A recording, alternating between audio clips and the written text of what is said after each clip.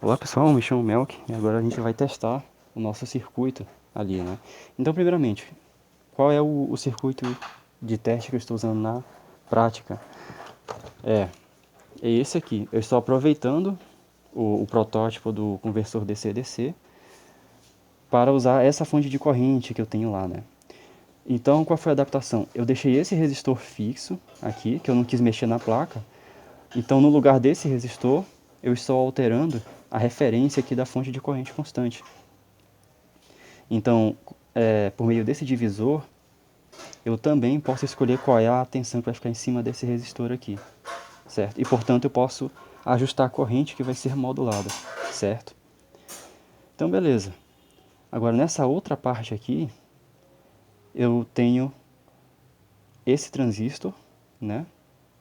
E observe que a máxima tensão que eu posso ter no coletor do fototransistor é mais ou menos 0,7, que é a tensão da junção base emissor, certo?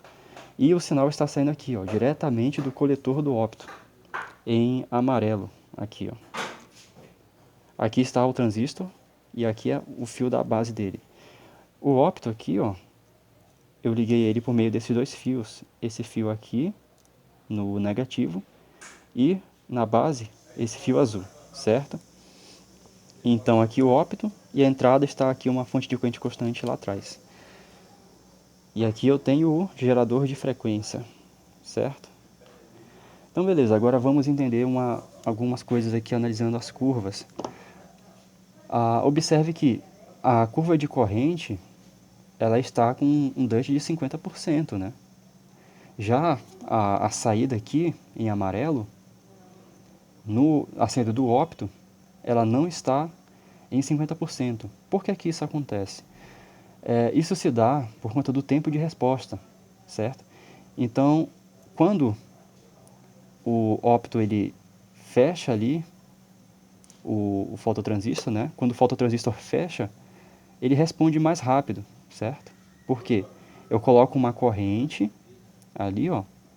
Coloquei a corrente, rapidamente ele responde, descarregando essa capacitância parasita interna do optoacoplador, certo?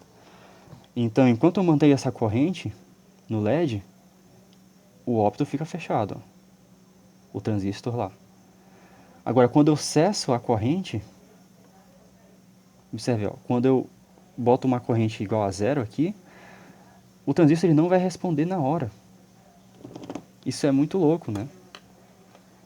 Então a gente tem um certo tempo de resposta aqui, ó, que é quando começa a carregar o capacitor. Nesse caso aqui, o tempo de resposta é 8 microsegundos. Mas se eu colocar uma corrente maior, observe, ó, a curva de corrente aumentou, o tempo de resposta aumenta. Então quanto maior a corrente aqui no LED, maior será o tempo de resposta ao desligamento, certo? Então, a gente pode deixar um tempo de resposta bem baixo, só que fica meio instável, né? A gente sofre com instabilidades, então é interessante deixar uma corrente razoável aqui, ó. Certo? Então agora a gente reduziu o tempo de resposta para 8 micros. Então a gente tem essa possibilidade. Mas como é que a gente pode resolver a questão do Duty Cycle aqui da saída? Bem, a gente vai reduzir o Duty de corrente, certo? Então, reduzindo o Duty Cycle da curva de corrente, a gente consegue compensar o tempo de resposta, certo? E ter de novo um sinal aqui mais ou menos em 50% de DUT. Olha só, o DUT bem menor do que 50, mas a saída está em 50. Então eu compensei o tempo de resposta, certo? Essa aqui é a curva de carga do capacitor lá. Legal. Agora o que a gente vai fazer? A gente vai aumentar a frequência e ver até onde chega. Então, ó, 20, 30, 40. Então, quanto maior a frequência, mais o DUT vai reduzindo. E aí a gente tem que ficar ajustando aqui, ó.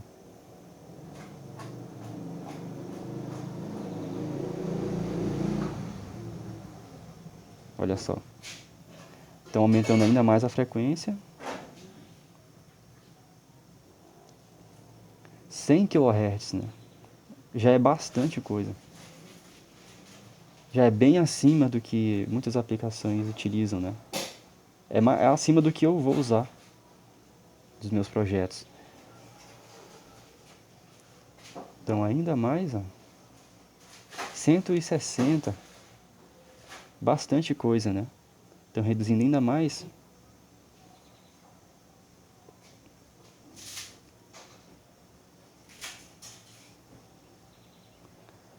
Olha só, 330 kHz, cara, é muita coisa. 450. Então, pessoal, esse aí é mais ou menos o limite. A partir daqui já fica muito feio o negócio, né? Essas distorções, pessoal, são por causa das indutâncias ali, parasitas, ponta de prova, que eu estou usando garra, né? Então a gente tem a presença desses sinais aí, esses ruídos. Agora o que é que eu vou fazer?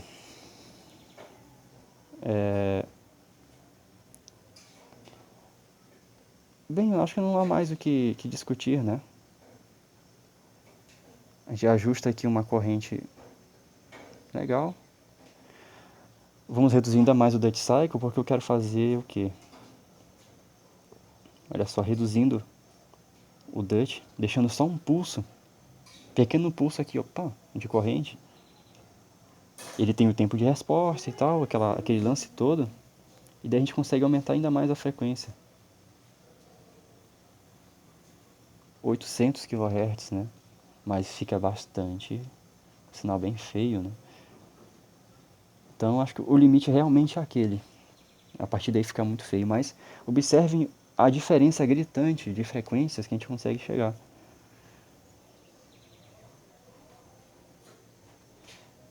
Será que dá para ir um pouco mais?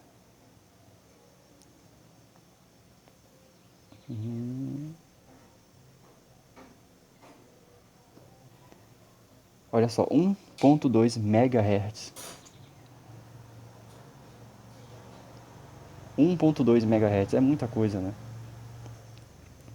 Então beleza. É isso aí, cara.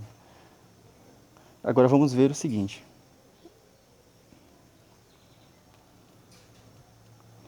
Aí está o nosso sinal, né? Em 17 kHz novamente. Agora o que é que eu vou fazer? Eu vou tirar o sinal aqui da ponteira amarela, que estava na saída do ópto, né? Diretamente ali. Esse sinal ele passa por um driver que eu fiz aqui. E na saída do driver eu tenho o gate desse meu MOSFET. Então vamos pegar o sinal que eu tenho aqui no gate do MOSFET.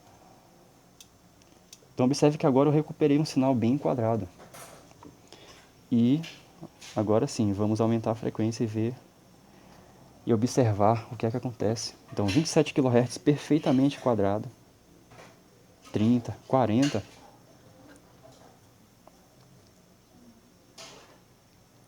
70, 80 kHz.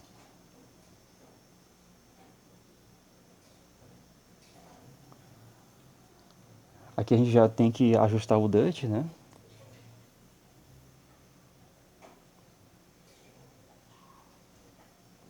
Olha só, 480. E aí a gente tem um sinal bacana aqui. Então observe que aqui, quem é a ponte, quem está mandando? A ponte é o optoacorpador. Então a gente consegue passar um sinal isolado nessas frequências aqui. Com esses recursos que nós aprendemos né, nesse vídeo. Muito top, pessoal. Ver uma mágica dessa rolando assim, né? É muito legal, né? Ultrapassando os limites, olha só, 1.5 MHz.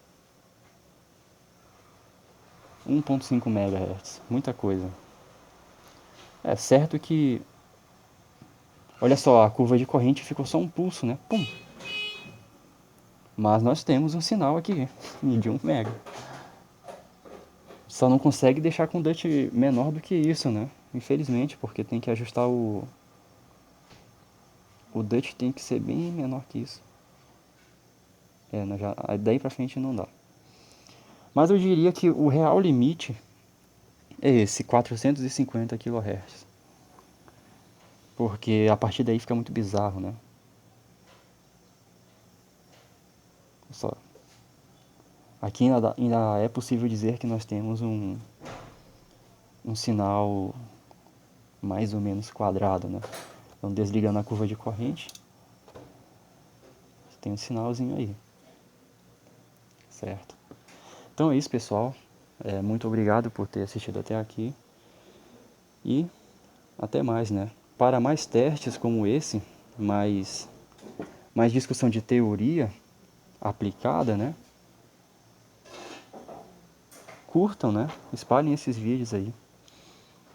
Vou ficar muito alegre com isso, né? Então é isso, pessoal. Valeu, até o próximo vídeo.